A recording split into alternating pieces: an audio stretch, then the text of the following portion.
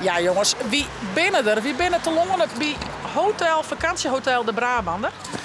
Ik moet zeggen, in Friesland hebben we stapvoets haast rijden. Ik denk dat we net er als 50, 60 rijden hebben.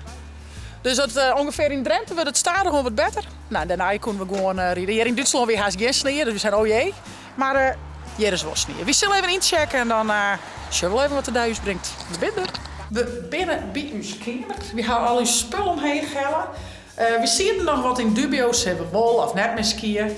We hebben wat tijd verlent of wat reizen, maar we installeren ons heel lekker. We gaan naast en hieronder hebben we nog een welkomstdrankje en dan gaan we eerst lekker even in de rust. Als we het zangen haast en voor een uur skiën, is dat wel zonde. En dan heb ik mijn skipas daar speciaal voor gehad. Dus ik dacht, ik laat je nog wel even de kamer zien.